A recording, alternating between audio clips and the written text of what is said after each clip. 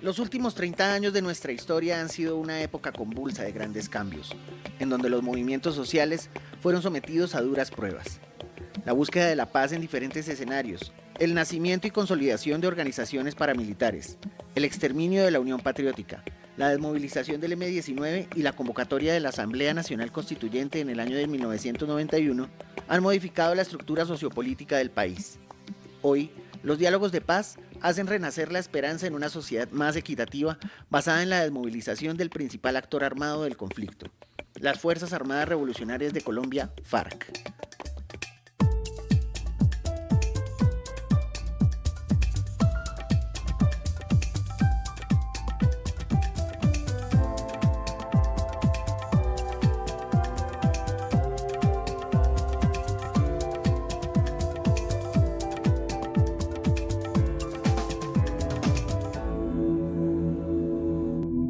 Sociopolítica del país. Hoy, los diálogos de paz hacen renacer la esperanza en una sociedad más equitativa basada en la desmovilización del principal actor armado del conflicto, las Fuerzas Armadas Revolucionarias de Colombia, FARC.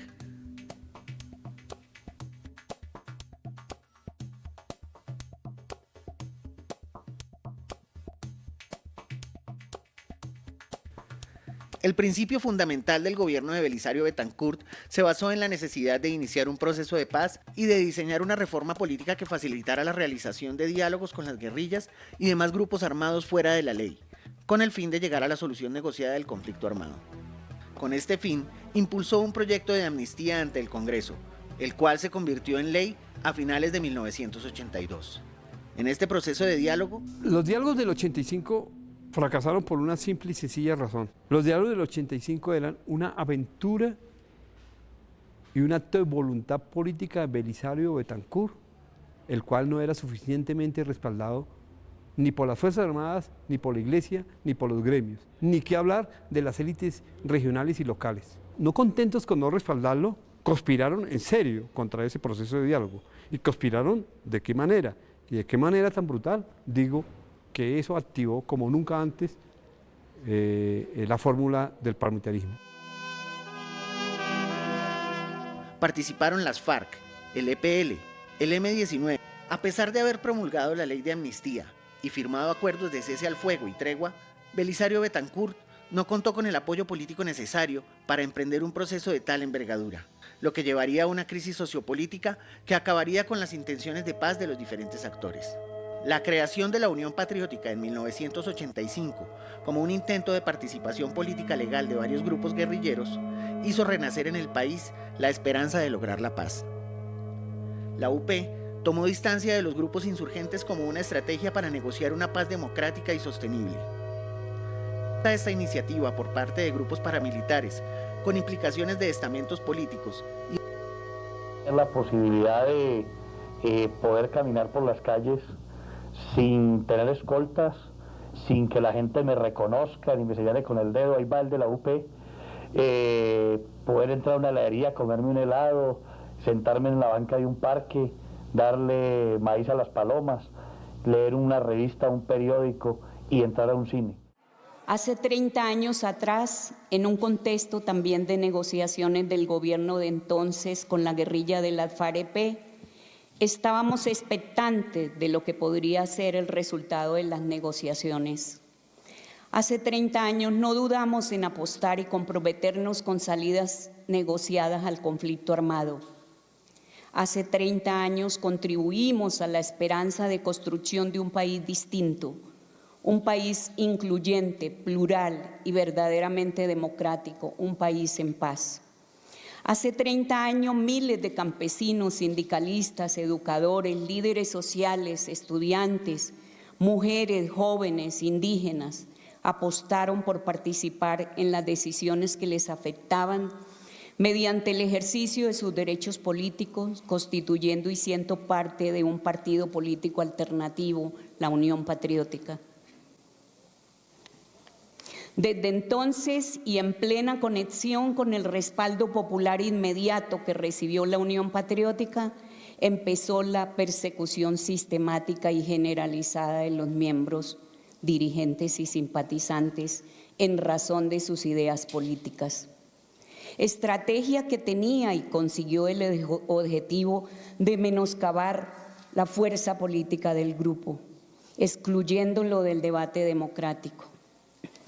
Estos hechos y pautas fueron consumando lo que hoy denunciamos como el genocidio por razones políticas contra la Unión Patriótica. Todo proceso de negociación de la guerrilla produce auge electoral de la izquierda colombiana, tanto a nivel nacional como a nivel local y regional. Pero eso implica remover ciertos poderes políticos y económicos que en Colombia que ven ese auge como una amenaza, y empieza la guerra sucia o el paramilitarismo a orar. Y eso terminó en el sacrificio de una generación de dirigentes de izquierda que hubiesen podido jugar un papel muy importante en la democratización de este país y en la radicalización total de las FARC. Eran días de prueba para el gobierno Betancur. Los acuerdos de paz estaban sobre la mesa y la tregua estaba firmada. Sin embargo, sectores opuestos entre gobierno, ejército y guerrilla sabotearon las conversaciones, lo que conllevó a que un comando del M-19, el día 6 de noviembre, ingresara por la fuerza al Palacio de Justicia con la intención de convocar al presidente a un juicio público por la ruptura del cese al fuego. Sería uno de los episodios más sangrientos de la historia nacional.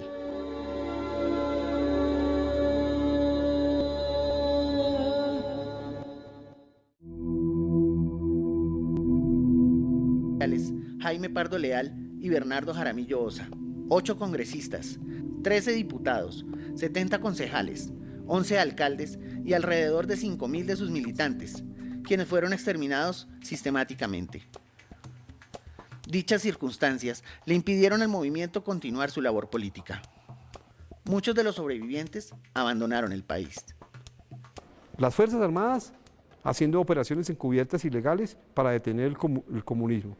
Las élites locales que veían amenazadas sus poderes políticos regionales ante la insurgencia de nuevos grupos de izquierda como la Unión Patriótica. Y los narcotraficantes, ganaderos y hacendados locales que veían cualquier posibilidad de reformismo como una amenaza para sus intereses. Esos tres se unieron y esas son las bases sociales de lo que uno puede denominar el paramilitarismo. El asesinato de sindicalistas durante los últimos 30 años ha dejado una marca indeleble en el corazón del sector obrero. Se vivió un verdadero genocidio contra el movimiento sindical. La matanza selectiva de sindicalistas, no solamente de dirigentes, sino también de compañeros de la base. Yo no sindico a un partido político en particular, pero sí hago un señalamiento directo a enemigos del sindicalismo que están en las filas de grupos fundamentalmente al margen de la ley, comenzando por el paramilitarismo, pero también las bandas de narcotraficantes que han exterminado de una manera brutal al movimiento sindical. Hay que preguntarle a Sintra y Nagro, por ejemplo, cuántos sindicalistas fueron asesinados por las FARC. Es decir, pasa de 850 compañeros. ¡No más desapariciones!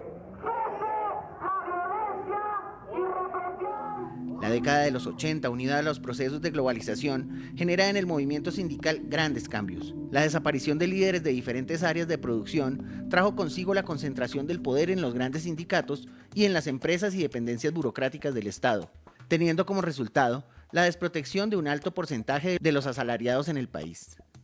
Ahí estuvo, a pesar de eso, lo maravilloso es que a pesar de ese intento de suplantación de las luchas por las vanguardias armadas, a pesar de la represión tan brutal del Estado y de las clases capitalistas con la fuerza pública, la clase mantuvo una resistencia heroica, lo subrayo, porque fue una lucha por su supervivencia como clase, con su heroísmo magnífico, del cual no se da cuenta en estos informes que se publican hoy sobre el heroísmo de la clase trabajadora. No existe para esos informes sobre la violencia en Colombia. Víctimas, como una cosa ahí de gente que sufre y nada más, ¿no? Gente que sí, que luchó y nada más, gente que... Pero no tenían un programa, tenían una conciencia, tenían una forma. Y cuando hablamos de las luchas de todo este periodo, se hace mal en no hablar de manera significativa de esa resistencia que produjo valores morales, que fue lo que impidió que la sociedad cayera completamente en la barbarie. Izquierda. Durante su génesis y desarrollo se vieron implicados agentes del Estado como policías, militares y representantes políticos. Pronto pasaron a ser actores de violencia y agresión, perpetrando crímenes de lesa humanidad como masacres, asesinatos y genocidios. Se involucraron directamente con las mafias de la droga y gran parte de sus máximos jefes fueron pedidos en extradición por el gobierno de los Estados Unidos. La vinculación de la mujer en la guerra, su victimización, desplazamiento forzado y demás vejámenes a los que han sido expuestas son un testimonio crudo de la realidad que se vive en el territorio nacional. El movimiento... Las mujeres siempre han sido el sector, yo creo que más golpeado en la guerra.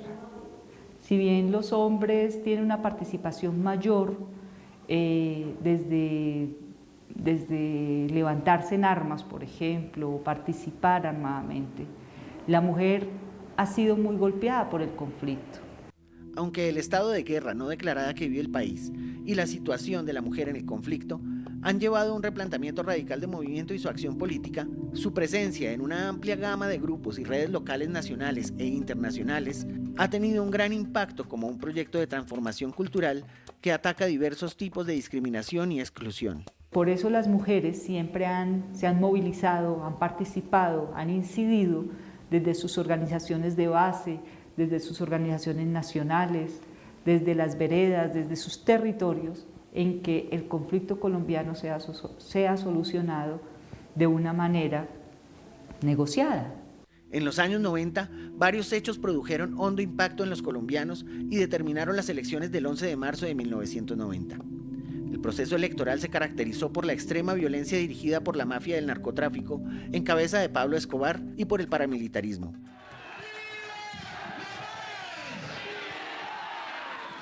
El 8 de marzo de 1990, en su campamento de Santo Domingo, el M-19 entrega las armas, liderados por el entonces comandante máximo Carlos Pizarro, para convertirse posteriormente en el grupo político conocido como Alianza Democrática M-19.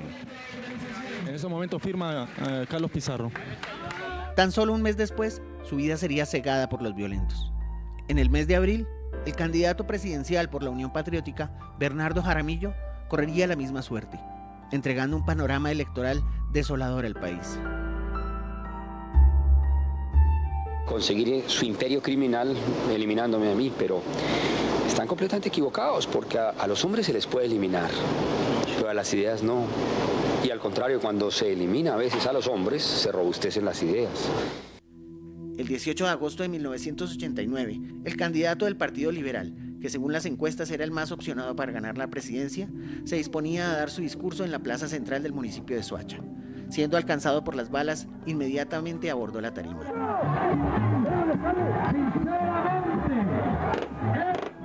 La macabra alianza entre el narcotráfico y las más altas esferas político-militares que estarían tras el magnicidio daría inicio a una cruzada en su contra y en la lucha por el respeto a los derechos humanos. El hijo mayor del caudillo, Carlos Fernando Galán, propuso como candidato a César Gaviria Trujillo. Por primera vez se escogía al candidato liberal a la presidencia en consulta popular. César Gaviria fue elegido presidente con una mayoría absoluta. ¡Que viva Luis Carlos Galán! ¡Que viva la mujer liberal! La Asamblea Nacional Constituyente fue el resultado de un movimiento ciudadano amplio que luchó por una nueva constitución en Colombia. El movimiento de la séptima papeleta solo buscaba como generar un hecho político, pero no calculaba propiamente su éxito. Una vez que tienen éxito, pues todo el mundo dice, ah, claro, pero en la secuencia no. Quizás si lo hubiera sabido hubiera participado más muchos otros. Y a uno le dice, mire, esto va a empezar así, va a terminar en esto, pues la gente si lo hubiera medido. El 9 de diciembre de 1990, durante el gobierno de César Gaviria Trujillo, los colombianos votaron para la conformación del grupo de líderes encargados de discutirla y redactarla. La asamblea se materializó gracias a la exigencia de la ciudadanía, mediante una séptima papeleta, propuesta planteada por un amplio sector de académicos y líderes sindicalistas y con el apoyo del movimiento estudiantil, que pidió la inclusión de un séptimo voto en las elecciones del 11 de marzo de 1990, en el cual se solicitaría la convocatoria de una asamblea constituyente. El movimiento ciudadano de la séptima papeleta fue el origen de la Constitución de 1991, sumado al exitoso proceso de paz con el M-19, con el cual se tenía como acuerdo una constituyente.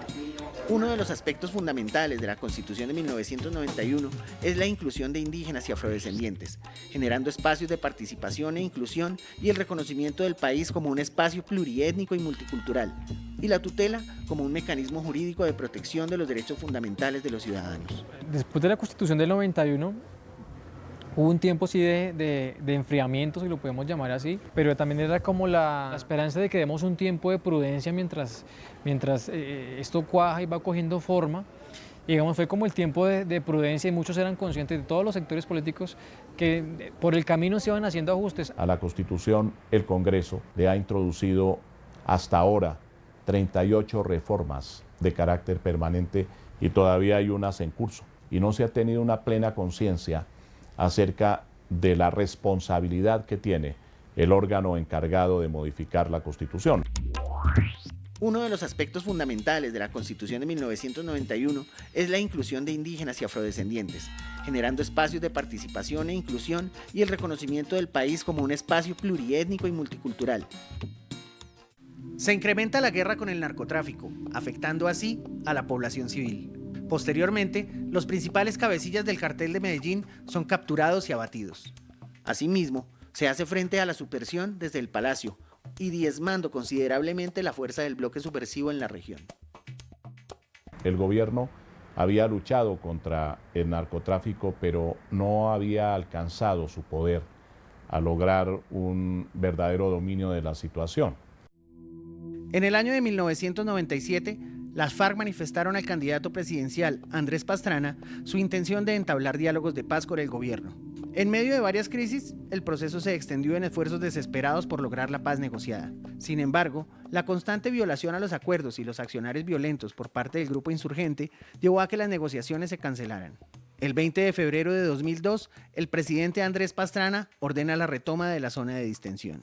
El preámbulo de la Constitución igualmente señala la paz como uno de los derroteros más importantes y de los objetivos básicos del Estado y de la sociedad colombianas. Por eso es indispensable que se entienda que se debe buscar de alguna manera que estas personas se vinculen a la institucionalidad. Y yo creo que no solamente se podría reducir a un cálculo político del M-19, me parece a mí que es tan honroso, tan lleno de dilemas, seguir en la guerra como lo decidieron seguir las FARC, como también hacer la paz. Y creo que ese dilema los del M-19 lo resolvieron en favor de la paz, lo hizo con convicción y logró ser parte de uno de los más grandes cambios que haya habido en este país, que es la Constitución del 91.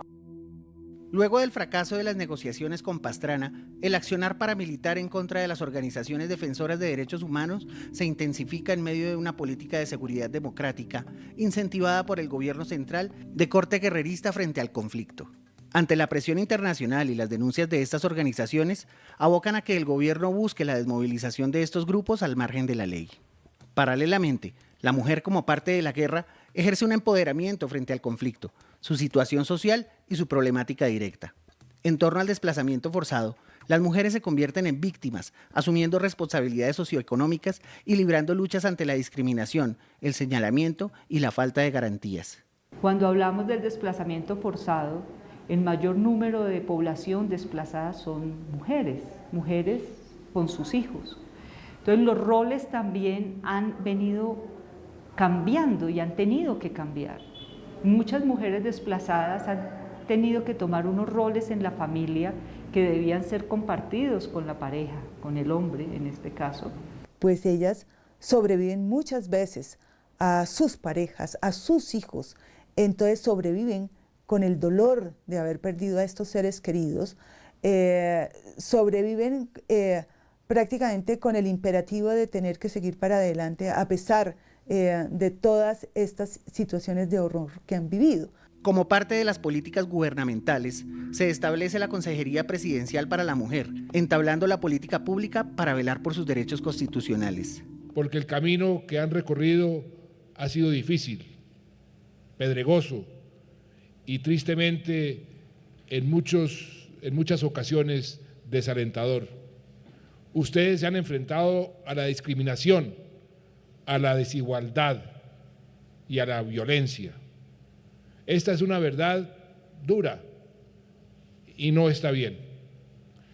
Muchas mujeres se han encontrado con barreras, casi murallas, para acceder a un trabajo que les pueda dar la satisfacción que merecen. Y hablo de satisfacción no solo en términos económicos, sino también en cuanto a sus aspiraciones de crecimiento profesional y de liderazgo. Para muchas no solo es difícil acceder a puestos de trabajo, sino que también en muchas oportunidades trabajan más que los hombres, como lo decía nuestra querida expresidenta Michelle Bachelet, unas 11 horas más a la semana y reciben alrededor del 20% menos de salario. Para mí la educación es la base de todo. O sea, un pueblo culto, un pueblo formado con posibilidades de educación es un pueblo más luchador. Y hay mucha desigualdad en la educación. Yo creo que Bogotá es una de las ciudades que ha desarrollado mejor la línea de la educación, por lo menos en cobertura. Sí, aquí el niño que no va a la escuela realmente es una falta de iniciativa familiar o comunitaria, porque aquí la cobertura de educación es, podemos decir, del 100%. Y eso es a partir de más o menos una década que están en esa línea de... Ahora, tenemos que hablar ahora de la calidad. Ahí hay un vacío muy grande. La FARC va a entrar a un tránsito democrático siempre y cuando eso sirva para la idea de paz social que ellos tienen.